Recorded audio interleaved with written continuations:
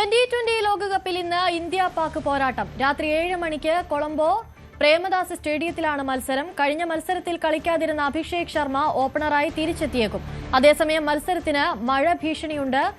ഹരികൃഷ്ണൻ ചേരുന്നുണ്ട് കൂടുതൽ വിവരങ്ങളുമായി. ഹരി, ഇന്ന് ഇന്ത്യ പാക് പോരാട്ടം നടക്കുകയാണ്. പോരാട്ടം മഴയിൽ അലിഞ്ഞു പോകാനുള്ള സാധ്യതയുണ്ടോ? എന്താണ് നിലവിലെ സാഹചര്യം? ക്രിക്കറ്റ് ആരാധകർക്ക് സന്തോഷിക്കാം. മഴ തൽക്കാലം മാറി നിൽക്കുകയാണ്. എന്നാൽ പോലും മഴയുടെ സാധ്യതയുണ്ടെന്ന് പറയാതിരിക്കാൻ സാധിക്കില്ല. ഗ്രൗണ്ടിൽ ഇപ്പോൾ മഴയും അങ്ങനത്തെ സാഹചര്യമൊന്നുമില്ല. ഒരു ഡ്രിസിൽ പോലും പെയ്യുന്നില്ല. അത് ഒരു ക്രിക്കറ്റ് ആരാധകർക്ക് വലിയ സന്തോഷം നൽകുന്ന വാർത്തയാണ്. അതുകൊണ്ട് തന്നെ കൃത്യം 7 മണിക്ക് മത്സരം നടക്കും. നിലവിൽ ഇങ്ങനെ തന്നെയാണ് കാലാവസ്ഥ പോകുന്നതെങ്കിൽ എന്നുള്ളതാണ്. സൂചിപ്പിച്ചതുപോലെ തന്നെ അഭിഷേക് ശർമ്മ ടീമിലേക്ക് തിരികെ എത്തുകയാണ്. ഒരു വലിയ ആഡ് ഓൺ ബൂസ്റ്റ് തന്നെയാണ്.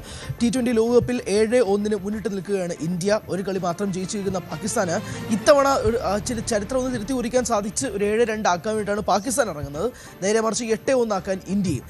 ഇന്ത്യയെ സംബന്ധിച്ചിടത്തോളം ഈ ഹസ്തദാനം അതാണ് ഏറ്റവും പ്രധാനപ്പെട്ട കാര്യം. നമുക്ക് അതിലേക്ക് തന്നെ ആദ്യം വരാം. ഹസ്തദാനം ഉണ്ടാവില്ല. അത് കൃത്യമായ ഒരു നിലപാട് അറിയിച്ചു കഴിഞ്ഞിരിക്കുന്നു. ടോസ് ഇപ്പോൾ ഏകദേശം ഒരു 15 മിനിറ്റിനുള്ളിൽ തന്നെ ടോസ് നടക്കും. ആ സമയത്ത് ഹസ്തദാനം നൽകാതെ സൽമാൻ അലി ആഗ എന്ന പാകിസ്ഥാൻ ക്യാപ്റ്റനും ഇന്ത്യൻ ക്യാപ്റ്റനായ സൂര്യകുമാർ യാദവും തമ്മിൽ പിരിയും എന്നതും കൂടി നമ്മൾ കാണാൻ പോവുകയാണ് ഒരു 15 മിനിറ്റിന് ശേഷം. എന്തായാലും ഹസ്തദാനം ഉണ്ടാവില്ല എന്നത് വ്യക്തമാക്കിയിരിക്കുന്നു. അതോടൊപ്പം തന്നെ ടീമിലേക്ക് വരുമ്പോഴേക്കും ഒരു എക്സ്ട്രാ സ്പിന്നർ വരാൻ സാധ്യതയുണ്ടോ? ഇന്ത്യൻ ടീമിനെ സംബന്ധിച്ചിടത്തോളം കുൽദീപ് യാദവും വരുൺ ചക്രവർത്തിയും ഒരുമിച്ച് കളിക്കുമോ എന്നൊരു ചോദ്യമുണ്ട്. വാഷിംഗ്ടൺ സുന്ദർ ടീമിൽ ഇടം പിടിക്കുമോ? ഒരുപാട് ചോദ്യങ്ങൾ അതിൽ നിൽക്കുകയാണ്. സഞ്ജു എന്തായാലും മാറി നിൽക്കാൻ പോവാണ്. നമീബിയക്കെതിരെ ഒറ്റ മത്സരമാണ് കളിച്ചത്.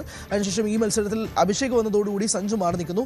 പാകിസ്ഥാൻ ഏറ്റവും പ്രധാനപ്പെട്ട ട്രംപ് കാർഡ് എന്ന് പറയുന്നത് ഉസ്മാൻ താരിഖ് എന്ന സ്പിൻ ബോളറാണ്. ഉസ്മാൻ താരിഖിനെ കളിക്കാൻ വേണ്ടിയിട്ട് ഇന്ത്യൻ ടീമിൽ നല്ല പണികൾ നടക്കുന്നുണ്ട്, നല്ല ടാക്ടിക്സ് നടക്കുന്നുണ്ടായിട്ട് മനസ്സിലാവുന്നു. വാശിയേറിയ പോരാട്ടം. സാധാരണ ഒരു വൺ സൈഡഡ് ഗെയിമാണ് ഇന്ത്യ പാകിസ്ഥാൻ നടക്കാറുള്ളത് കുറച്ച് വർഷങ്ങളായിട്ട്. പക്ഷേ ഇത്തവണ പാകിസ്ഥാൻ ടീം നല്ല സെറ്റാണ്. ഒരുപക്ഷെ പാകിസ്ഥാന് ജയിക്കാൻ കഴിയുന്ന ഒരു ടീമായിട്ട് വേണമെങ്കിൽ പോലും വിളിക്കാം.